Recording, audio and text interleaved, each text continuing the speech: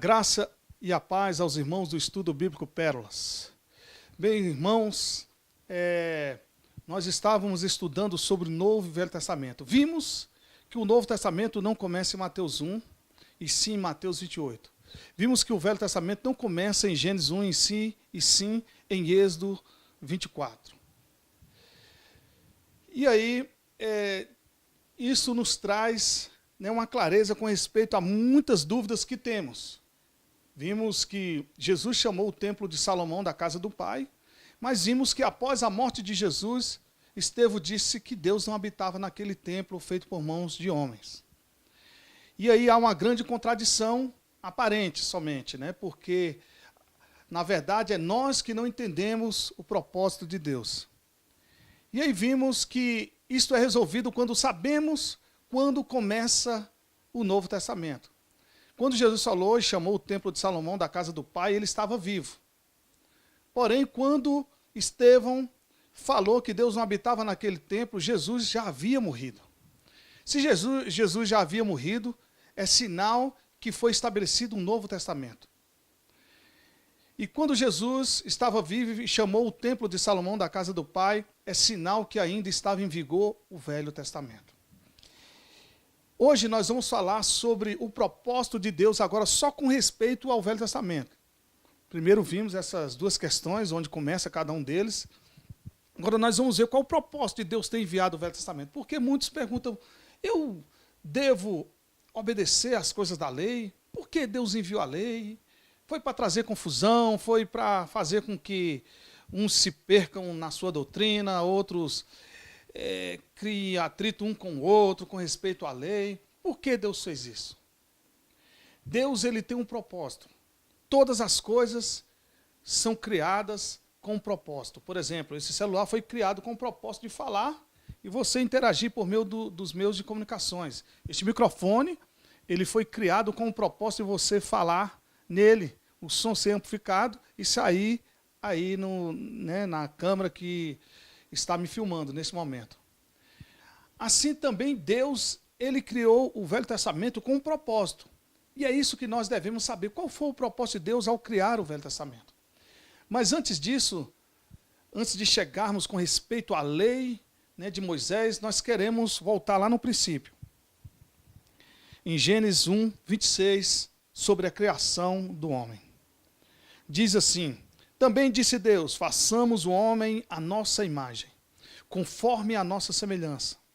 Tenha ele domínio sobre os peixes do mar, sobre as aves dos céus, sobre os animais domésticos, sobre toda a terra e sobre todos os répteis que rastejam pela terra. Versículo 27. Criou Deus, pois, o homem à sua imagem. A imagem de Deus o criou, homem e mulher.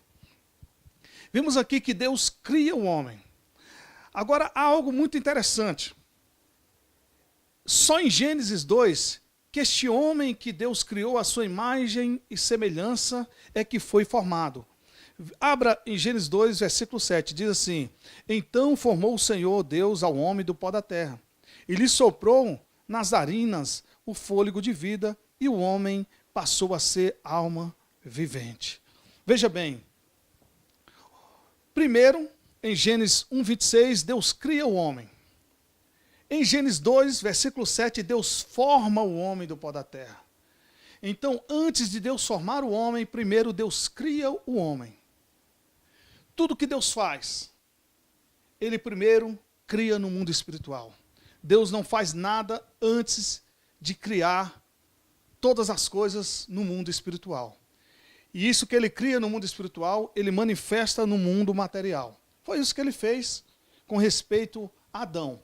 Primeiro Ele cria Adão conforme a imagem e conforme a sua semelhança no mundo espiritual. Neste momento Adão passa a existir conforme Deus, mas invisível. Por que ele era invisível? Porque Deus é invisível. Como ele foi criado conforme a imagem e semelhança de Deus, ele também era invisível. Neste homem que Deus criou a sua imagem e semelhança estava toda a divindade de Deus nele. Deus estava nele completamente. Nele habitava toda a plenitude de Deus. Quando eu falo de Deus, eu estou falando de Jesus, estou falando do Espírito Santo, estou falando do Pai. Porque aqui diz, façamos o homem à nossa imagem. Então, tanto o Pai, como o Filho, como o Espírito Santo, eles têm somente uma imagem. E agora não somente o Pai, o Filho e o Espírito Santo têm somente uma imagem. Agora também Adão tem a imagem do Pai, tem a imagem do Filho e a imagem do Espírito. Adão também passa a compor, né, essa imagem e semelhança, a ser um com o Pai, a ser um com Cristo, a ser um com o Espírito Santo. Só que nós vemos em Gênesis 2, versículo 7, que Deus forma o homem do pó da terra. Sopra sobre as suas narinas o fôlego de vida, e o homem passa a ser alma vivente. Veja bem, no momento que Deus sopra, o que foi que Deus soprou neste corpo? É justamente aquele ser espiritual que ele fez conforme a sua imagem. Neste momento, Adão, aquele ser que Deus formou do pó da terra, ele recebe essa criação de Deus conforme a sua imagem e semelhança. Neste momento, aparece outro elemento. O homem passa a ser alma vivente. Então, primeiro o que Deus criou foi o espírito. Em segundo lugar, Deus cria o corpo, que foi do pó da terra. Em terceiro lugar, o sopro deste homem espiritual. Neste corpo material, aparece o terceiro elemento, que é a alma. Agora o homem tem o espírito, tem o corpo e tem a alma. E aí, meu irmão, Deus coloca este ser no jardim do Éden. Ali era o lugar onde Deus falava com o homem. Ali era o lugar onde Deus tinha comunhão com aquele ser que ele criara. E aí, ele chega, né, a proibir Adão de comer do fruto do conhecimento do bem e do mal. Ele fala, olha, de todas as árvores, Adão, você pode comer, menos a árvore do conhecimento do bem e do mal. E nós sabemos muito bem qual foi a história. Eva come daquele fruto e dá a Adão também. E aí, naquele momento, o pecado passa para dentro de Adão. A Bíblia diz que pela desobediência, o pecado passou a todos os homens. O problema ali no jardim do Éden, de Adão ter comido do fruto do conhecimento do bem e do mal, não foi a questão dele conhecer o bem e o mal, mas ali a questão foi a desobediência. O problema da questão de conhecer o bem e o mal não era com respeito que ele não deveria saber, é porque Deus sabia. Se ele comesse, ele passaria a ser um homem carnal. E por ser um homem carnal, Adão não saberia cumprir as coisas concernentes a Deus. Porque Deus, então, ele pode conhecer o bem e o mal e nós não? Porque Deus, ele é totalmente espírito. Não há nele carne, não há nele pecado. Então é impossível que Deus pratique as coisas concernentes ao pecado. É impossível. Mas para Adão, ele tinha um grande problema. Em conhecendo o bem e o mal, ele não iria conseguir mais saber o que era aquilo que procedia de Deus. Porque antes dele pecar, Adão vivia pela vida. Ele vivia pela natureza de Deus. Então ele não sabia, né, e não praticava as coisas concernentes ao pecado. Porque ele vivia pelo Espírito de Deus, pela natureza divina. E é isso que vamos ver agora com respeito ao Velho Testamento. Qual o propósito do Velho Testamento, né, entrar nessa questão que falamos do pecado. E você vai entender com clareza. Bem, irmãos, agora eu gostaria que os irmãos abrissem as suas Bíblias em em 1 João, capítulo 3, versículo 4. Mas antes de lermos, a Bíblia diz que pela desobediência de Adão, o pecado entra no mundo. Você imagina alguém recebendo o pecado na sua carne, e ele começa a praticar coisas que, ao seu ver, Não tinha nada demais. Nem perceber, ele percebeu que nele estava habitando a morte. Deus ele falou, no dia em que comeres, certamente nesse dia morrereis. Aí eu faço a pergunta a você, o que é que morreu em Adão? Certamente que não foi a carne que morreu, porque nós sabemos que Adão, ele comeu, Eva também comeu, e nós vemos que nenhum deles morreram carnalmente. Então o que morreu neles? O que morreu neles foi aquele ser que nós acabamos de comentar, aquele ser imagem e semelhança de Deus. Foi este ser que acabara de morrer quando Adão desobedeceu a Deus. E neste momento, a morte passa para Adão. E esse espírito semelhante a Deus, ele morre. Agora só resta o corpo e a alma. E aí começa um grande reinar do pecado. É o que diz o versículo de Romanos, capítulo 5, versículo 14. Entretanto, reinou a morte desde Adão até Moisés, mesmo sobre aqueles que não pecaram, à semelhança da transgressão de Adão, o qual prefigurava aquele que havia de vir. Veja bem, a morte reinou desde Adão a Moisés. Por que a morte reinou desde Adão a Moisés? E aí vamos fazer a pergunta, o que é o pecado? Alguém sabe dizer o que é o pecado? A Bíblia tem a resposta. E está aqui em Romanos, capítulo 5, versículo 13. Porque até o regime da lei havia pecado no mundo. Mas o pecado não é levado em conta quando não há lei. Vimos em 1 João, capítulo 3, versículo 4. Todo aquele que pratica o pecado também transgride a lei, porque o pecado é a transgressão da lei. Então o pecado, ele é a transgressão da lei. A Bíblia agora responde o que é o pecado. O que é o pecado? A transgressão da lei. Se desde Adão até Moisés não havia lei, então isso significa o quê? Que ninguém sabia o que era pecado. Porque o pecado é a transgressão da lei. Nós vemos agora que Deus tem um grande problema. E ele deveria resolver este grande problema com o homem. Porque o homem se tornara incapaz de resolver. Deus ele tinha um problema de primeiro mostrar para o homem o que é o pecado. Porque até então ninguém sabia o que era o pecado. E a morte reinou desde Adão até Moisés, fazia aquela festa. Não havia lei nenhuma. É como se numa avenida não tivesse sinal, não tivesse placa dizendo que é proibido correr acima de 60 quilômetros. Nós sabemos que se não tiver sinal, não tiver placa, você pode correr até 200, até 1000, que não vai ter problema nenhum.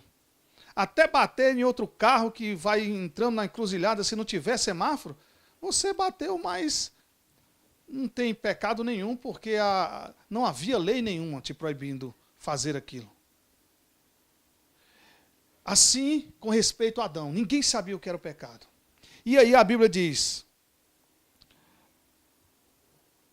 em Romanos 5,13, porque até o regime da lei havia pecado no mundo, mas o pecado não era levado em conta quando não há lei. Então não tinha nada, né, para mostrar o que era o pecado. E aí Deus, em Romanos 7, versículo 7, diz assim, que diremos, pois? É a lei pecado? De modo nenhum, mas eu não teria conhecido o pecado senão por intermédio da lei. Pois não teria eu conhecido a cobiça se a lei não dissesse não cobiçarás. Então Deus tinha um grande problema. E o problema era justamente o primeiro. O homem deveria saber o que era o pecado. O segundo problema, Deus deveria destruir este pecado. O terceiro problema, Deus deveria resgatar aqueles que foram vendidos à escravidão por meio da desobediência de Adão. Isso nós vamos ver mais na frente, quando estudarmos o Novo Testamento, o propósito de Deus com o Novo Testamento. Mas agora vamos nos deter aqui com o propósito, né, de Deus em ter enviado o Velho Testamento. Aí diz assim, Romanos 7, 9, Outrora sem lei eu vivia, mas sobrevindo o preceito reviveu o pecado e eu morri. Então, desde Adão até Moisés, todo mundo estava naquela vida boa, ninguém sabia o que era pecado, ninguém sabia o que era nada. Então, tanto fazia cobiçar, como fazia se prostituir, como fazia mentir, não havia problema nenhum. Mas Deus, com seu grande propósito, envia a lei e fala consigo: eu mostrarei para o homem o que é o pecado. Então Deus envia a lei e aí começa: olha, não cobice. Aquele que cobiçava começa a perceber que ele estava cobiçando. Não roube. Aquele que estava roubando começou a perceber que tinha alguma coisa errada. E aí, em Romanos 7, versículo 10, diz assim: e o mandamento que me fora para a vida, verifiquei que este mesmo se me tornou para a morte. Todo mundo, quando a lei chegou, todo mundo pensava que seria uma coisa boa a lei, que a lei veio para trazer vida a eles. Mas, na verdade, a lei não veio trazer vida, a lei veio trazer morte. A lei, ela veio denunciar o pecado e mostrar a iniquidade do homem. A lei, ela veio para suscitar o pecado e mostrar as iniquidades concernentes ao pecado. E aí, Romanos 7,13 diz assim: acaso o bom se me tornou em morte? De modo nenhum, pelo contrário. O pecado, para revelar-se pecado, por meio de uma coisa boa, causou-me a morte, a fim de que pelo mandamento se mostrasse sobremaneira maligno. Então, desde Adão até Moisés, não era mostrado a malignidade do pecado. O pecado estava festejando, estava reinando, né, sobre a terra, fazendo tudo o que ele queria. E o homem não sabia o que estava, na verdade, o homem não sabia que estava sendo usado pelo pecado. E Deus envia a lei para mostrar que o homem estava sendo usado pelo pecado. E aí diz assim: porque bem sabemos, em Romanos 7, versículo 14, porque bem sabemos que a lei é espiritual, eu todavia sou carnal, vendido à escravidão do pecado. E aí se pergunta: então a lei, ela é uma coisa má? Não, a lei, ela é uma coisa boa.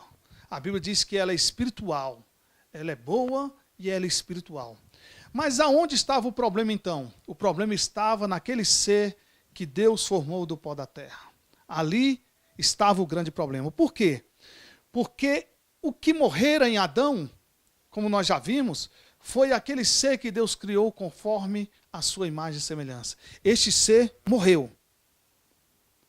Como esse ser morreu, o que restou no homem? Somente a alma e o corpo. E neste corpo do homem estava o quê? O pecado. A carne entrou para o corpo do homem e ele passou a ser pecador. Então o que aconteceu? Como a lei era justa e boa, mas o homem se tornou carnal, ele não tinha nenhuma possibilidade de cumprir as coisas espirituais. Não havia nele nenhuma possibilidade dele cumprir as coisas concernentes às coisas espirituais, as coisas boas. Por quê? Ele se tornara carnal. O espírito dele morreu. Então não restava nada semelhante a Deus, nada. Aquele ser espiritual que Deus criara antes de formar o homem do pó da terra morreu. E aí Deus tem um grande propósito em resolver essa questão. Ele nos envia o seu Espírito. É isso que vamos ver com o propósito de Deus no Novo Testamento. Qual foi o propósito de Deus no Novo Testamento? Foi de nos enviar o seu Espírito e nos levar a cumprir as suas coisas, né? As coisas concernentes aos céus, as coisas espirituais. E ele nos dá a lei do Espírito da vida.